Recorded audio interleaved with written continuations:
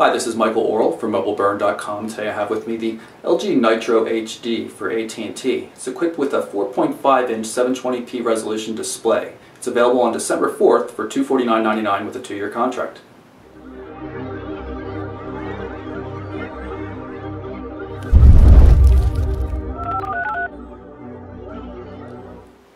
So let's open up the box and take a look inside. It's a quick start guide up front and center. Here's the phone. Pull that out and power it up. And there we go. And let's check out the rest of the contents. Looks like we've got a LG charger with a micro USB cable, and that's about it. There's nothing else in here. The SIM card's already been pre-installed for us by AT&T. So here's the Nitro HD powered on. You can see the 4.5-inch display, 720p HD resolution, so that's 720 pixels by 1280. It's an IPS type display, really sharp lines. Even under magnification, everything looks absolutely fantastic. The device weighs about 136 grams, which is reasonably light. Take a look at the side here in the profile. You can see it's about 10.5 millimeters thick. Volume controls here on the left-hand side. On the back we have a kind of oddly textured rear cover, but it does add a little bit of grip. Metal face around the 8-megapixel camera with the LED flash. Nothing too much to see on the right-hand edge. Up top we've got the 3.5mm headphone jack, a microphone pinhole, covered micro USB power and data port, and of course the power and standby button. On the bottom there's the pry point for the rear cover, as well as another microphone pinhole. Along the bottom of the display here, you can see we have only 3 touch-sensitive controls. The search function has been integrated into the menu button right here, and actually one of the things I'd like to point out is that these buttons turn off quickly. If you want to get the search functionality though, you just long press the menu button. I've pulled off the rear cover of the device, so you can see that we've got a 1830 milliwatt hour battery. It's good for only 3 hours of talk time according to AT&T, or 10 days worth of standby time. It's 4 gig of internal storage on the device, and also comes with a 16 gig micro SD memory card pre-installed. 1.5 gigahertz dual core processor that's backed up by about 768 megabytes of RAM, which should be pretty sufficient. And of course this is an LTE device, and we were using it in New York last night and managed 20 megabit per second downloads at one point.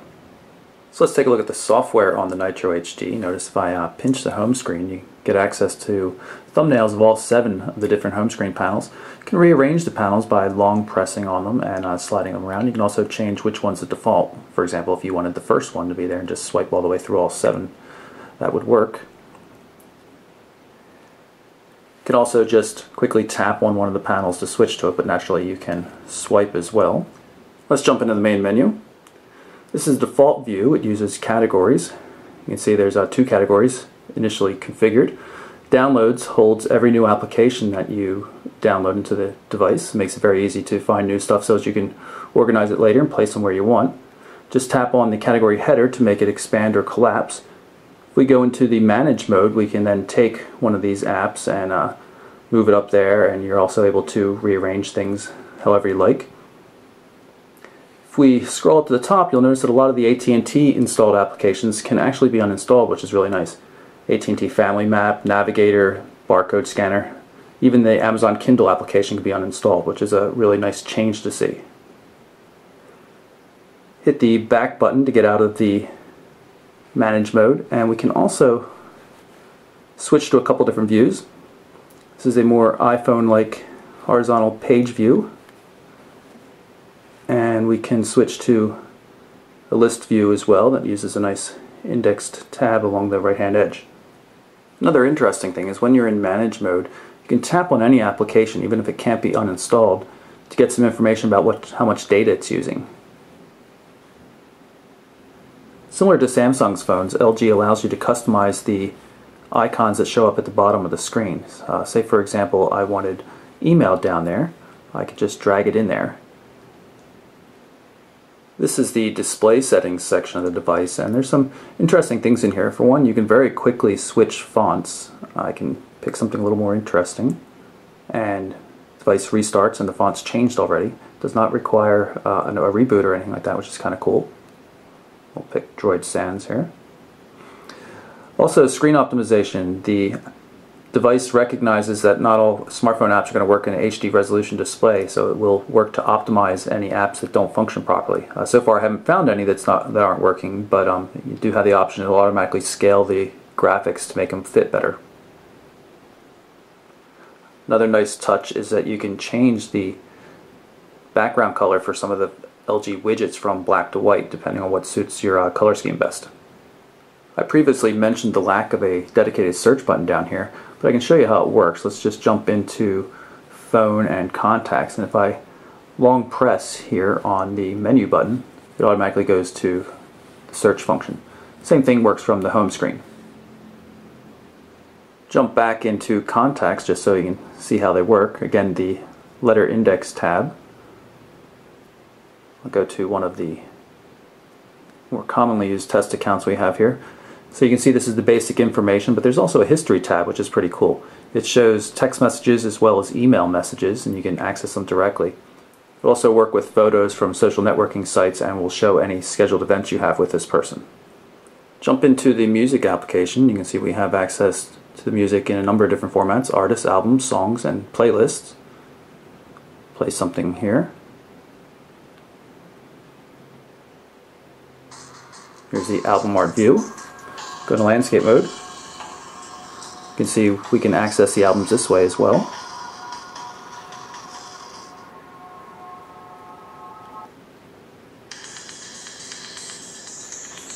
Jump back into portrait. If I exit out and pull down the notification area, you'll see we have album art and music controls right there, as well as shortcuts for the sound mode, Wi-Fi, Bluetooth, GPS, and the airplane mode. Notifications show here as well. If I lock the device and then power it up, you'll also find music controls on the lock screen. You can turn the music off here. And if I drag one of these notification icons for, say, messaging, it'll automatically jump into the messaging app so I can get to that message directly. The Nitro comes with two different keyboards preloaded. This is the default Android Gingerbread keyboard. Prediction and autocorrect.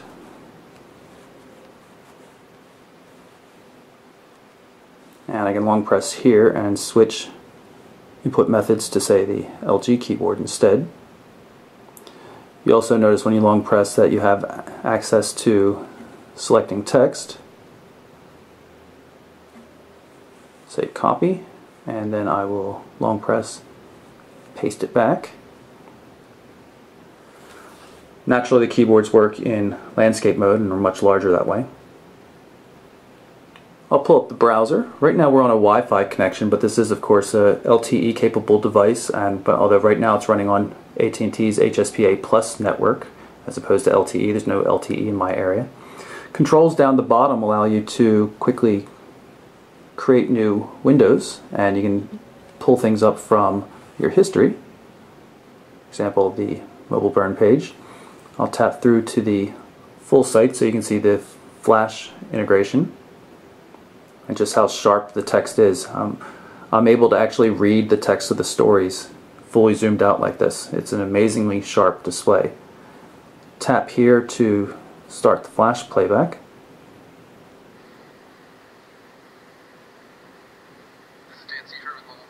You can see it working there. Pause it. Now you can see we have access to two windows, so I can switch back to this one. Of course, everything does work in landscape mode as you would expect. Tap through to another story, and then you'll see the back button work here, so I can just tap on the on-screen control to go back. And of course, access the settings as well. So even though the device has a dual-core 1.5 gigahertz processor, it's not quite as smooth as you might hope for.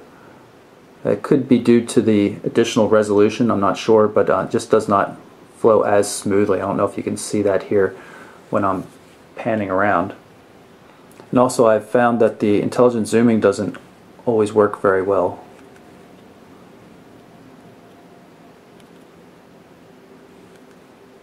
Doesn't always seem to center or choose the right zoom ratio. But of course you do have pinch and stretch zooming as well, and that works decently.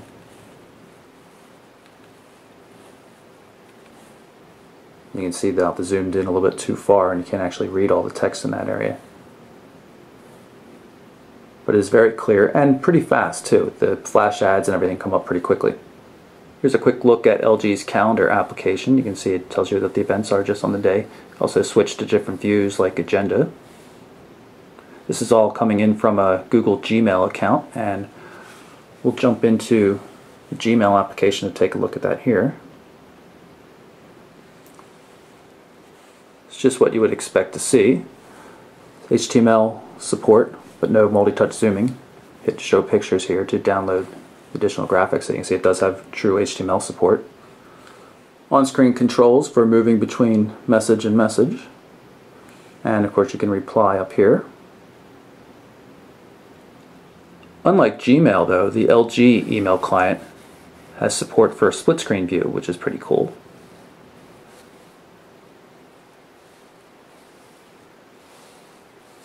Tap here, get back, and I can go into a combined view, and you'll see color-coded messages from two different accounts. And of course it also works in portrait mode without the split screen view, and you do have the option to change font sizes. You can see you can get some really small sharp text on this, or some very sharp, very large text as well. I'll show you how widgets work on the device. You can see I've got one of the music widgets loaded here, and this is LG's version of the widget tray. It's a little awkward, I guess I would say, but it does offer multiple sizes of widgets, which I think is pretty cool. And now that I have that larger one there, I can long press on the smaller one and remove it and position this where I like. I have to say that I like the layout of just the 3 buttons at the bottom, because it always makes it very easy to find the home button and the back button. You're never worried about being somewhere in the middle. It's very easy just to mash down and hit home, mash down and know you're getting back. One of my favorite aspects of the Nitro HD is its camera. It's a really fantastic camera, very sharp photos, automatically focuses, and has the best white balance I've seen in a very long time. Just tap on the shutter button to take a photo. Quickly switch to 1080p HD video mode. Go into settings here and you can see this full HD, and you have some other options as well. This is a sample HD video in 1080p mode with the Nitro. Let's take a look at it.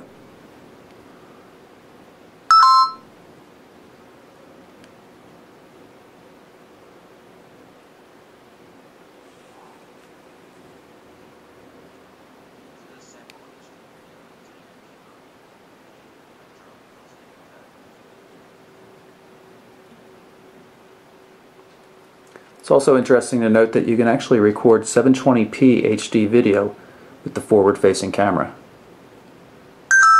No autofocusing at all, but it's cool that you can record in high resolution from the forward-facing camera, which has a 1.2 megapixel resolution.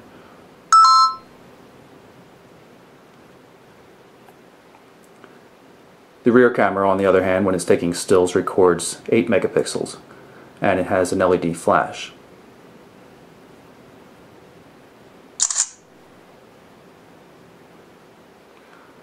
Jump into the gallery, take a look at some of the photos. This is the one I just shot here.